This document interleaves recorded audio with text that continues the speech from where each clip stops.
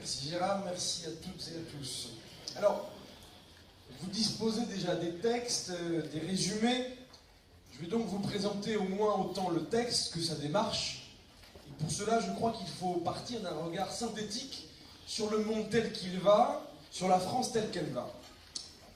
D'un côté, on voit bien que l'évolution du capitalisme, les contradictions, les convulsions du capitalisme sont devenues, je mets le chronomètre pour savoir s'il faut que j'accélère ou pas, donc sont devenues un frein au développement de l'humanité.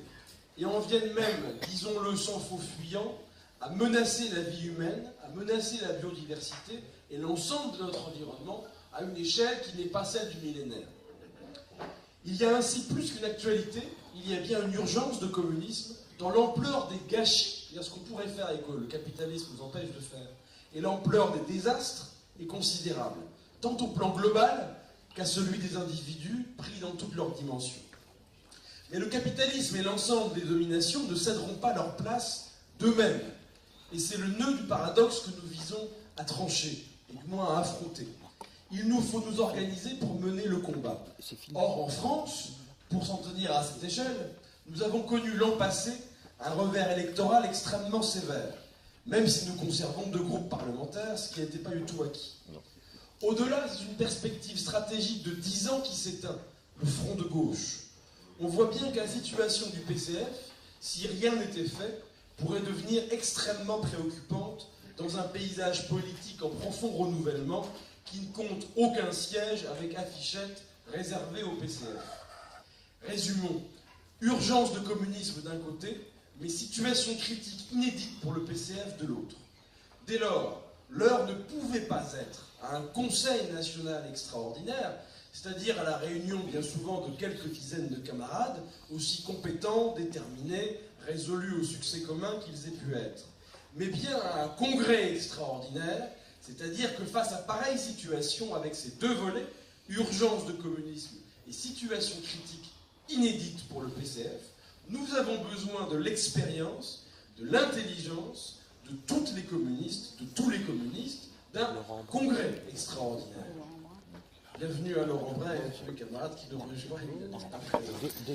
C'est le pari communiste, c'est le pari d'un parti communiste, c'est-à-dire que face aux grandes difficultés, nous pensons qu'il y a plus d'intelligence dans 100 000 cerveaux que dans 10, dans 20 ou dans 40. Cela a guidé l'ensemble de la démarche, très perfectible bien sûr dans ses réalisations. Et en voici l'esprit. L'ensemble de notre démarche, par rapport à ça, viser l'ensemble des communistes, qu'ils entrent tous dans le congrès. Parce qu'on en a besoin. Rappelez-vous le début.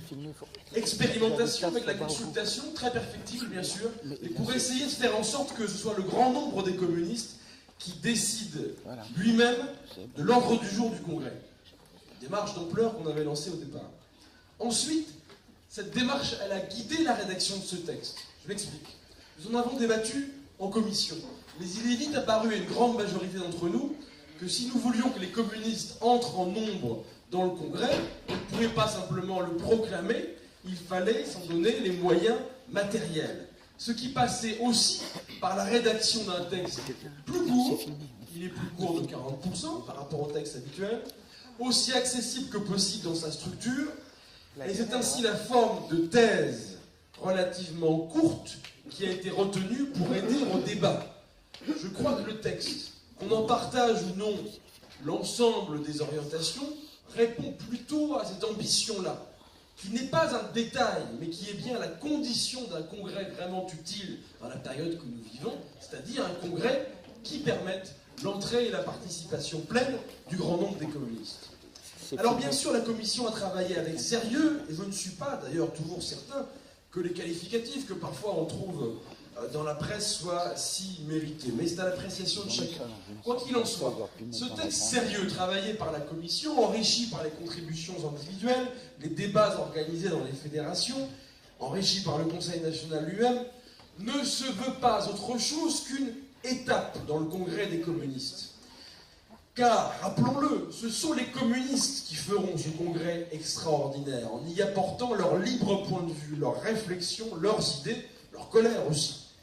Certains les ont déjà couchés sur le papier dans les textes alternatifs, et il y a déjà là, pour nous toutes et tous, matière à de très notables enrichissements. Mais nous sommes encore très loin du compte. Nous sommes le Parti communiste français et des dizaines de milliers d'adhérentes et d'adhérents ne sont toujours pas entrés pleinement dans ce congrès à ce stade. Or, face aux difficultés auxquelles nous sommes confrontés, nous avons besoin d'elles, nous avons besoin d'eux pour réussir. Ceci précisé, venons-en à quelques éléments concernant le texte, mais j'insiste, il faut lire le texte. Le film ne suffit pas. Alors, allons-y. Premier aspect, première partie du texte. Actualité du communisme. Non pas comme avènement majestueux et mécanique, inévitable et imparable, mais comme exigence pour ce siècle même, menacé de manière inédite par les logiques capitalistes et de domination. 3 axes sont développés en la matière. Premier axe, qui décide? C'est la grande question de classe. Les grands propriétaires guidés par le seul accroissement de leurs profits et la soif de l'accumulation, comme c'est le cas aujourd'hui, jusqu'au chaos qui s'avance, ou celles et ceux qui produisent les richesses au sens large pour répondre aux besoins humains. Deuxième axe, lui aussi très intimement lié à cet enjeu de classe, l'enjeu écologique. Le capitalisme tout vert qu'il puisse se repeindre face aux défis écologiques est enfermé évidemment dans des logiques de l'argent et ne se manifeste bien souvent que pour récupérer les billets de la même couleur. Troisième axe, le développement de la personne humaine et de l'individu. On sait le poids des aliénations et dominations racistes, patriarcales, nationalistes. Elles divisent les salariés, bien sûr, ce qui est un problème, mais au-delà, elles enferment, elles humilient, elles écrasent les individus, elles les empêchent de développer leur personnalité.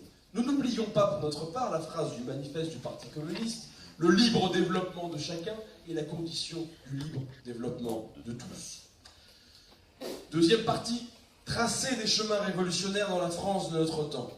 Là encore, 3 grands axes. Cela implique une mise en mouvement consciente du grand nombre. Ça veut dire quelque chose en positif, ça veut dire aussi quelque chose en creux.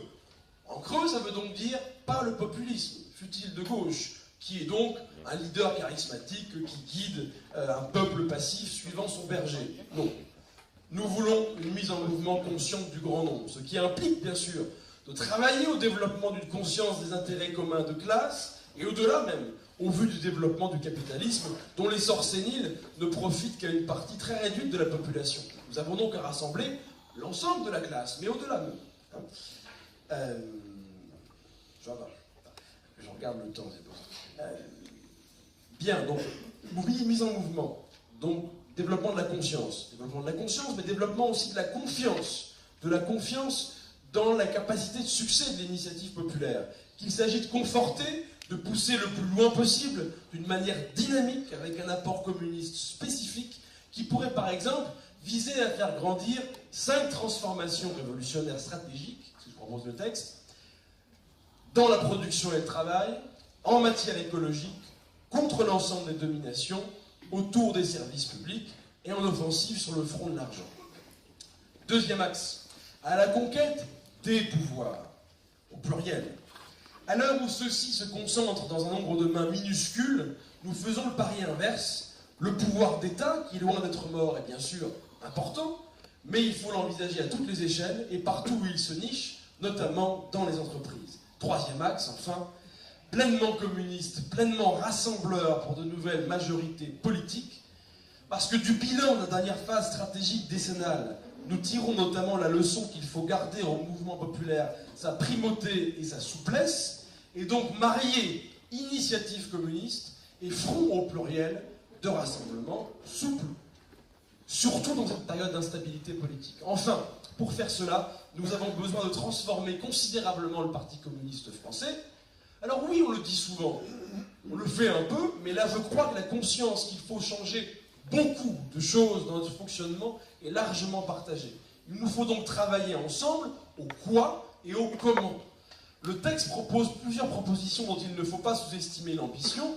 La plateforme numérique, par exemple, qui n'est pas qu'un puissant outil de communication, qui est aussi un enjeu d'organisation majeur, les réseaux d'initiatives nationaux pour offrir des portes d'entrée aux non-adhérents du PCF dans l'action et rayonner plus efficacement dans la société, un nouvel essor de la formation, de l'éducation populaire, des revues, des changements importants dans la direction, dans sa composition et dans son fonctionnement. Évidemment, je vous l'ai dit, je n'ai pas tout dit de l'ensemble du texte. je ne peux pas m'étendre davantage au vu du temps qui m'était imparti. Il me faut conclure, mais j'insiste maintenant, il faut lire, il faut écrire, il faut parler, franchement, pour qu'on puisse ensemble avancer.